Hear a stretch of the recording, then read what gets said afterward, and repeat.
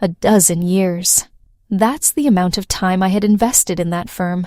12 years filled with late nights, early mornings, and weekends sacrificed for strategic planning sessions and product launch deadlines. So when I laid eyes on the subject line, organizational restructuring, please confirm meeting, my pulse didn't quicken. It slowed down, just enough for me to sense that something was fundamentally wrong. The meeting was set for 8 a.m. on the dot, a Wednesday, a mere 3 days before the company's massively promoted launch gala, an event I had spent the last 9 months meticulously planning to the finest detail. I entered the conference room precisely on time. The air was heavy with false sincerity. Marcus from HR was seated to the left, his feigned sympathy almost palpable. Seated opposite him was Grant Royce, the newly installed CEO, who had been in charge for just 6 weeks. He had no history with the firm, no allegiance to its employees, only expensive suits, a vocabulary of LinkedIn catchphrases, and a strategy to optimize performance. "Oriana, thank you for joining us," Grant said, steepling his fingers on the table, as if he were about to give me a promotion, not my walking papers. I offered a polite smile and took my seat. "Of course. We'll get right to the point," Marcus started. "In accordance with our new structural alignment, your position as Director of Brand Strategy is being eliminated. The leadership team is grateful for your many years of service, but this decision is non-negotiable." Grant's expression was unreadable. He simply added, "You've been a key contributor, Oriana, but we are shifting to a leaner, more agile structure. Key contributor, leaner, eliminated." I looked at the termination documents Marcus pushed across the table. 12 years of my life, condensed into 3 pages of print and a severance package that was an insult to my time and my value. I could have broken down, could have shouted, could have demanded a better reason, but I refrained. I refrained because I already knew this was inevitable. 3 weeks prior, I had gone back to the office late one evening, having forgotten my laptop. That's when I saw it. An email, left open on Grant's monitor. He'd obviously left in a rush. The subject was clear. Oriana off the launch list. Replacement confirmed. It only took me a moment to grasp the situation. The email was dated a full month before any official restructuring had been mentioned. So, I started my preparations. Silently, meticulously, strategically. "I understand," I stated now, my voice steady. "These choices are never simple." They looked almost let down by my calm demeanor, as if they had been anticipating an emotional scene to validate their actions. Instead, I signed the documents, thanked them for the meeting, and rose to depart. "Oh, and one last thing," Marcus added. "As per company rules, your final day is this Friday. You won't be required to be at the launch gala." I nearly burst out laughing. Won't be required to be at. I had built that launch from the ground up, designed every single invitation, hand-picked the guest list, and personally secured the venue. And now, 3 days out, they were rescinding my invitation to my own event. I just nodded. Understood. But I had absolutely no intention of staying away. Back in my apartment that evening, I opened my laptop and reviewed the file I had been polishing ever since I'd seen that email. It wasn't merely a letter of resignation or a formal complaint. It was a timeline, a chronological record of every single campaign, product, and brand achievement that I had spearheaded or developed from scratch. Every entry was supported with names, evidence, file backups, and email correspondence. And what was at the end of that file?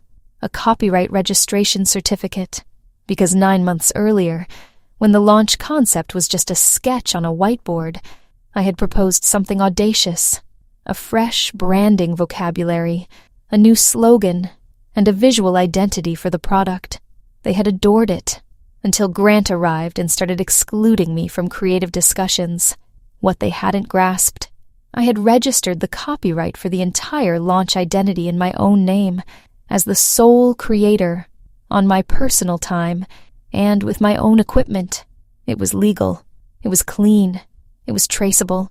I saved the file as a PDF named Parting Gift, Oriana PDF, and attached it to a pre-scheduled email.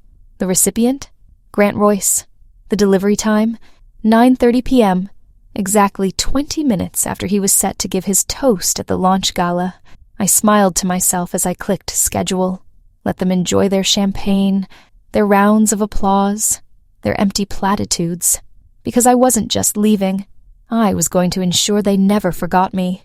By Thursday morning, the office was electric with launch gala preparations. Florists were dropping off table centerpieces. Interns were scurrying about with gift bags. And marketing managers were double-checking press materials for the 200-plus attendees expected. Kronos Dynamics' rebrand was about to be unveiled, and the buzzword of the moment was transformative. Nobody gave me a second glance. That was the advantage of being invisible once they've written you off.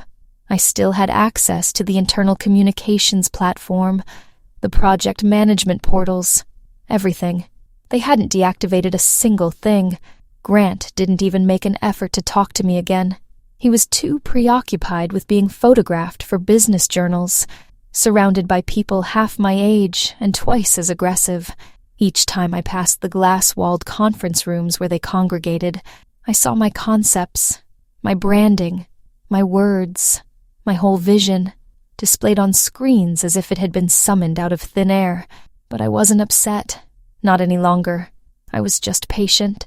On Thursday afternoon, I got an email from the event planner confirming the finalized guest list and media schedule. I hadn't been taken off the distribution list yet. Careless. As I scrolled through it, I recognized the names of scores of industry giants, social media influencers and investors, people who knew me as the driving force behind Kronos Dynamics' most triumphant campaigns, people who would certainly spot my unique creative touch when it was revealed. But most critically, I saw the name of Elias Penrose, the founder of Penrose and Sterling, the most significant investment firm backing Kronos Dynamics' future.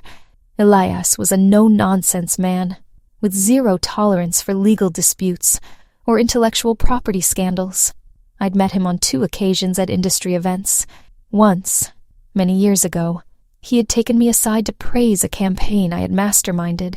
"You have the kind of intellect that makes people sit up and take notice," he had told me. Now, I would give him every reason to. That evening, I went over the launch timeline. Grant was scheduled to make his toast at 9:10 p.m., which would be followed by the grand reveal of the new branding on a massive wraparound screen. 9:30 p.m. was the instant when everything would shift. The file I'd created, Parting Gift, Oriana.pdf, was more than just a list. It was a comprehensive dossier. It documented the creation of Kronos Dynamics' new visual identity, linking it to meetings that took place before my termination, all verified with time-stamped drafts, and Slack conversations where I had presented the central concepts. It contained the copyright registration, which was filed 4 days before Grant had even started at the company. It also included internal communications, where Grant dismissed my contributions as a creative we can afford to lose. The best element? It wasn't just being sent to him. The scheduled email was programmed to be delivered at the same time to Kronos Dynamics Board of Directors, Elias Penrose, 3 prominent tech journalists, and my lawyer, Alani Reyes, who had appended a cease and desist letter to the file. I had also set a LinkedIn post to go live at 9:35 p.m., summarizing my 12 years at Kronos Dynamics and my choice to safeguard my work after being let go. It was not resentful, not vindictive, just factual, professional, and supported by irrefutable proof. Friday morning came. I dressed with care in a black satin top and a tailored suit, elegant but commanding. My access card was still active, and nobody challenged me as I strode through the main lobby of the luxurious Grand Meridian Hotel, where the party was being held. I disappeared into the crowd with ease, just another executive in a sea of them. Champagne flutes chimed. Servers glided by with trays of truffle-infused canapes. guests struck poses in front of branded walls that I had designed. It was a strange feeling. My heart wasn't pounding. My hands weren't trembling. I wasn't on edge. I was ready. At exactly 9:09 p.m., Grant took the stage with the self-assurance of a man who believed he had single-handedly built an empire. The spotlights illuminated his face as he lifted his glass. "Everything you see before you," he started, his voice resonating through the room, "is a credit to our phenomenal team. Every single sleepless night, every breakthrough, every bit of creative energy. Well, except for the deadweight we trimmed along the way." The audience gave a hesitant laugh. Some people looked in my direction. Others lifted their glasses with forced smiles. I stood up, walked steadily to the stage, and presented him with a slim white envelope. He stopped short. "What is this?" I leaned in, my voice just audible enough for the nearby microphones to catch it. "Your surprise launch gift." Then I turned around, exited the ballroom, and left them with the clock ticking down. At 9:30 p.m., the alerts started. Emails landed in inboxes. Phones began to vibrate. One journalist tweeted a picture of the copyright certificate. By 9:32 p.m., Elias Penrose was already on his phone. 10 minutes later, pandemonium ensued. By the time I got to the sidewalk in front of the hotel, I could already sense the change in the atmosphere. Inside, the music was still on. The servers were still making their rounds, but the vibe had soured. The moment my email was delivered, it ripped through the launch event like a silent torpedo, civil in tone, legally sound in its wording, but utterly catastrophic in its effect. What had been a night of triumph was now disintegrating in real time. I didn't glance back. Instead, I got into a black sedan that was waiting for me across the street. The driver, arranged by Alani, my attorney, gave a silent nod and drove off. My phone lit up as we made our way down Grand Boulevard. 10:02 p.m. Alani. It's all in motion. Penrose is livid. The board is already convening an emergency meeting. Perfect timing. I gazed out the window as the city lights blurred past me, my mind wandering to the beginning, to when Kronos Dynamics wasn't even called that. It was a small, ambitious startup, and I was among the first 10 hires. We operated from a co-working space that had the distinct smell of burnt coffee and cheap dreams. I thought of our original founder, Arthur Finch. He was the reason I had stayed for so long. He had faith in his people. He was a good listener. He made sure credit was always given where it was deserved. He passed away 4 years ago. After his death, the company transformed. Grant Royce arrived with his gleaming smile, impeccable suits, and a constant stream of corporate jargon. The board saw him as the future. I was just a relic of the past. They never imagined the past would come back to bite them. 10:11 p.m. "Leo, what have you done?" Royce just bolted off the stage. The PR team is in full-blown panic. Investors are demanding explanations. Leo had been an ally of mine in the marketing department. Quiet, intelligent, and trustworthy. I hadn't revealed all the details to him, but I had let him know something significant was about to happen. 10:14 p.m.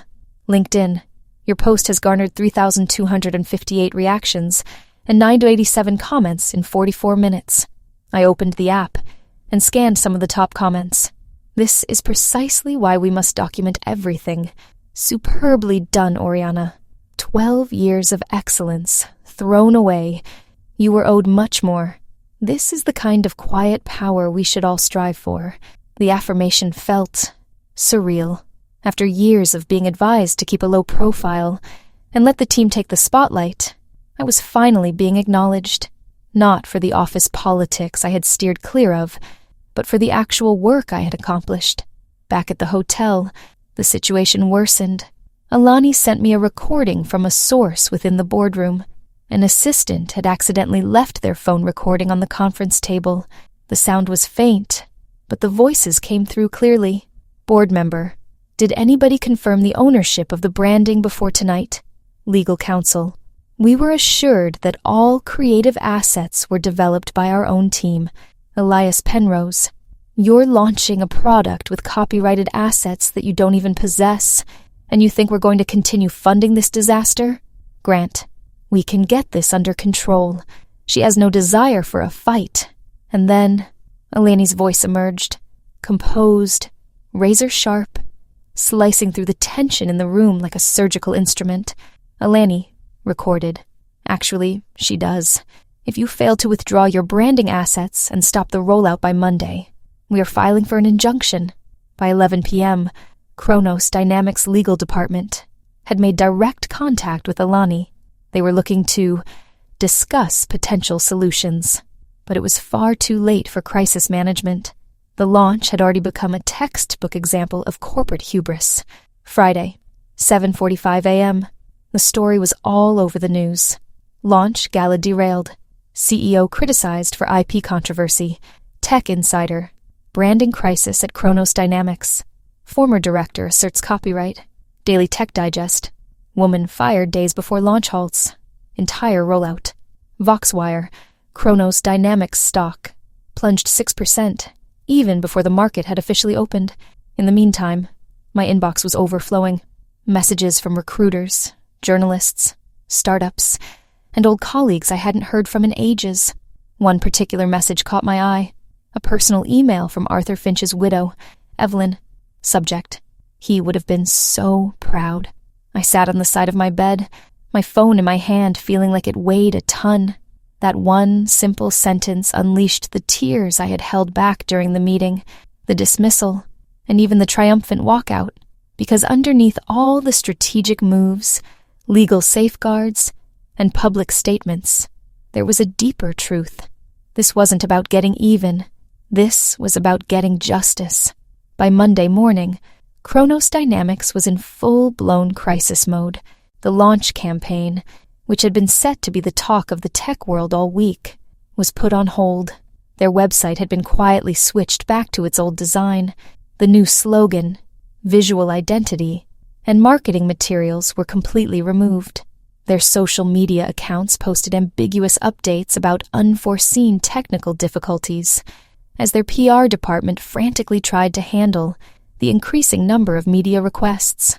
At 9:12 a.m., I got an email from a new contact, Corbin Vance, the board's appointed crisis consultant. Dear Ms. Croft, we would like to respectfully request a meeting to discuss possible avenues for a resolution, including a potential licensing agreement or settlement of the disputed intellectual property. Please inform us of your availability this week. Regards, Corbin Vance, Interim Vice President of Strategy, Kronos Dynamics. I forwarded the email to Eleni, who answered in just a few minutes. Let them stew. We'll get back to them tomorrow. You have more important matters to attend to today. Are you prepared? I was. At 10 a.m., I entered the financial district offices of Solara Innovations, a burgeoning AI company that had been steadily making a name for itself in our field. A week earlier, they had contacted me, not only due to the controversy, but because they knew the person behind Kronos Dynamics' most memorable work. They offered me a complete creative leadership position, Vice President of Brand Strategy and Innovation, along with equity, total creative freedom, and a team I could assemble myself. But the biggest attraction, their CEO, Zoya Karim, had also once been let go from a Fortune 500 firm for being too audacious. She got it. Our meeting started without any formal chit-chat, just a firm handshake and a straightforward statement from Zoya. That was brilliant. Let's make sure you can continue to be brilliant. For the first time in what felt like an eternity, I wasn't trying to justify my value. I was defining it. After our lunch, Eleni and I reviewed the terms we planned to offer Kronos Dynamics. They were given two choices. First, they could stop using all launch materials right away, release a public apology, and pay for damages. Second, they could license the materials retroactively and for future use under my ownership for a substantial fee, along with a public recognition of my contribution. The second choice was quite lenient, all things considered, but we were both aware that Grant Royce's ego would never allow him to utter the words public recognition which was precisely why we had made it a condition. By Tuesday morning, the board of Kronos Dynamics had convened for another urgent meeting. A source inside the company leaked a portion of their conversation to Tech Insider. The article, which was published by midday, was scathing. According to our sources, CEO Grant Royce neglected to properly confirm the ownership of the company's new branding assets, which resulted in a public copyright conflict just hours after their product launch. Shareholders have voiced alarm over Royce's management of the crisis and the potential legal expenses now confronting the company. The article didn't use my name, but it didn't need to. Everyone was already aware. 10:43 a.m. Leo. Grant just got kicked out of today's strategy meeting. The board is incensed. The scuttlebutt is that he's being reassigned. 10:55 a.m. LinkedIn DM from Elias Penrose. Let me know when you're available to chat. I believe you've earned more than just a new job title. I didn't reply just yet. I wasn't done savoring the spectacle of it all. By Wednesday, Kronos Dynamics had issued a formal statement, at last admitting to lapses in the creation and attribution of creative assets related to the recent product launch. My name was included, officially this time. A sentence tucked away at the end stated, "We are presently engaged in discussions to reach a resolution with Ms. Oriana Croft and her legal counsel." It wasn't quite an apology, but it was a start. That afternoon, Zoya and I put the final touches on my contract with Solera Innovations. When the HR manager inquired if I wanted to share a formal hiring announcement immediately, I smiled and suggested, let's hold off until Friday, because Friday would be exactly 1 week since the launch gala, 1 week since Grant had lifted a glass and labeled me as dead weight, and I had one final surprise waiting for them. Friday morning broke clear, crisp, and filled with potential. Exactly 1 week from the days I had stood before a room of executives and presented Grant Royce with a parting gift he never anticipated. I got to Solera Innovations headquarters to begin my new position as Vice President of Brand Strategy and Innovation. The office was already vibrant with activity. Designers were sketching out product ideas on whiteboards. Marketers were polishing campaign schedules, and engineers were debating rollout strategies. It was a complete departure from Kronos Dynamics' top-down command structure and approval logjams. Here, people worked with a sense of mission and mutual respect. I placed my bag in my new office, bigger than my last one, but designed more for creative space than for demonstrating rank, and powered on my laptop. Just as planned, our meticulously worded announcement was published on LinkedIn and across various business news outlets. Solera Innovations welcomes Oriana Croft as Vice President of Brand Strategy and Innovation. The announcement was professional yet warm.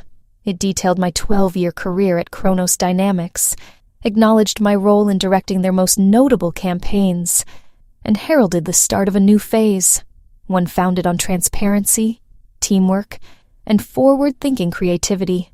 The last sentence read, "Because innovation is worthy of not just acknowledgement, but also protection." In under 30 minutes, it was a trending topic. It received hundreds of likes and scores of encouraging comments from previous colleagues, other creative professionals, and even a couple of old competitors who couldn't resist acknowledging my move. 9:34 a.m. Alani. Their chief legal officer just phoned. They're prepared to agree to the licensing conditions, including the public credit. Grant officially resigned this morning. The interim CEO is Roland Dane. I leaned back in my seat, letting the news sink in. It had been 7 days. 7 days to undo 12 years of being dismissed. 7 days to reclaim what was mine.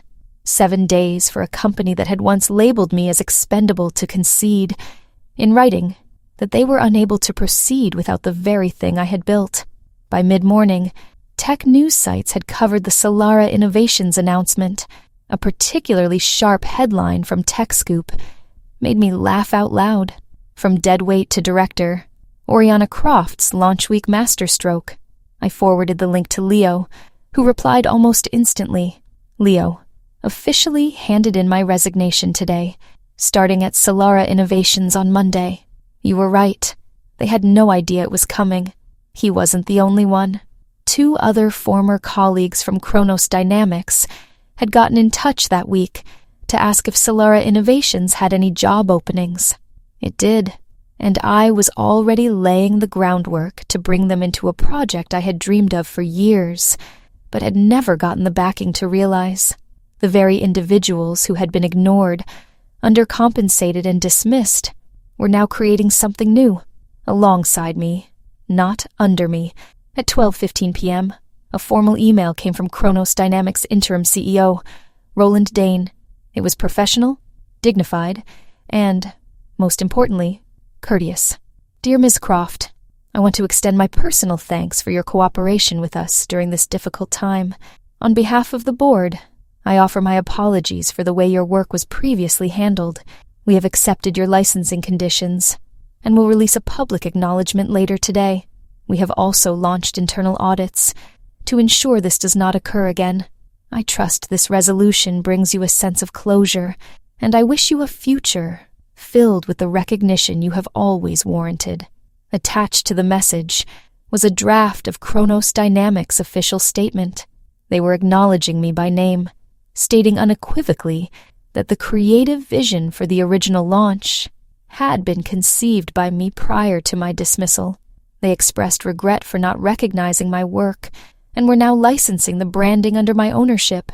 It was everything I had demanded, and then some, not because I sought applause, but because I sought the truth. At 3 p.m., the statement was made public. Investors responded positively. Their stock stabilized, but the public had already picked its champion, and it wasn't the man who had once proposed a toast to shedding dead weight. That evening, Zoya came to my office with 2 glasses and a bottle of fine champagne. "To justice being served," she said, pouring. I lifted my glass. "And to starting anew, even stronger," as the sun set behind the city, and our glasses met with a soft chime. I felt a deep certainty in my bones. This wasn't merely a victory. It was a fundamental change in the perception of women in leadership, in the valuation of intellectual property, and in the understanding that sometimes silence is the most powerful statement of all. And yet, I still had more to do, because a win is just a fleeting moment. What you do with it afterward is what gives it meaning. A year later, I was standing backstage at the National Women in Tech Leadership Summit, adjusting the lavalier microphone attached to my collar. The MC's voice resonated through the auditorium as she introduced me. "Please give a warm welcome to our keynote speaker, an industry visionary, a brand architect, and a champion for innovation with integrity, Oriana Croft." The applause was heartfelt, familiar, and earned. I walked into the spotlight, moved past the curtain, and gazed out at a vast audience of faces: executives, founders, students, developers. I knew some, but not others. Yet, many of them were familiar with me, with my story, a story that had become a warning in corporate meetings and a source of inspiration in employee break rooms.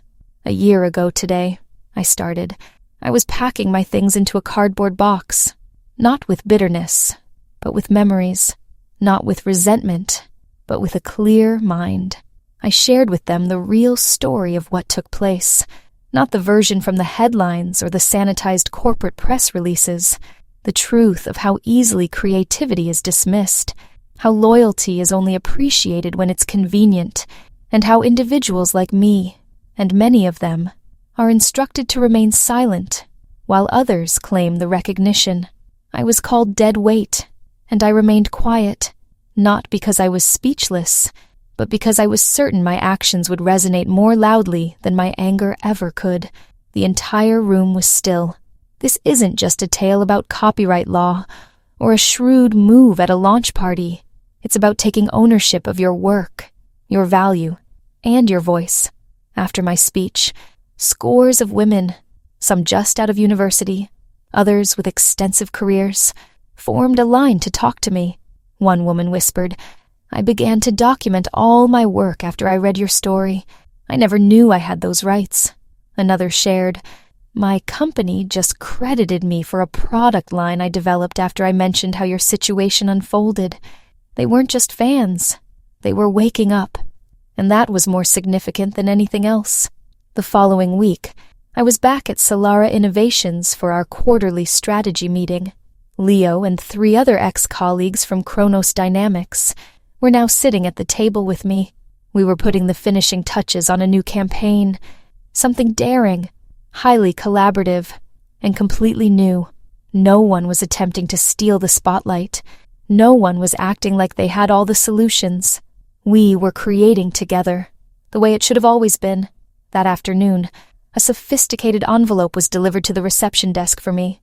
There was no return address, just my name, inscribed in precise, deliberate script. Inside, there was a brief handwritten message. "Congratulations on your accomplishments. The board now refers to you with great respect. They should have done so from the start. I have stepped down. You were correct. It was never just about business." R.D. Roland Dane, the interim CEO who had taken over from Grant, a man who, unlike his predecessor, had opted for modesty over arrogance. He was leaving now that Kronos Dynamics had found its footing under new management. Their path to recovery had been gradual, but intentional. They had licensed the branding package, publicly acknowledged my role in every investor report, and, most recently, they had asked me to be a speaker at their company-wide retreat. I declined, not out of ill will, but because I had genuinely moved on. Later that month, Zoya invited me to her office at Solara Innovations. She smiled as she presented me with a single document. "The board has greenlit your promotion. Effective immediately, you are now our Chief Brand and Innovation Officer." I blinked. "It's precisely what you've earned," she stated, getting up. "You don't just create campaigns, Oriana. You create conviction in people, in a mission, in what can be achieved." I didn't get emotional. I didn't celebrate wildly. I simply took a deep breath, because for the very first time in my career, I wasn't struggling to demonstrate my worth. I was living it. The next day, a new nameplate was mounted outside my office. I traced the metal letters with my fingers. Oriana Croft, CBIO. 12 years of being overlooked, marginalized, and undervalued. And now my name was exactly where it was meant to be. Not in a footnote, not out of sight, but on the door, on the document, on the record, where everyone could see it, where no one could erase it, where it would remain.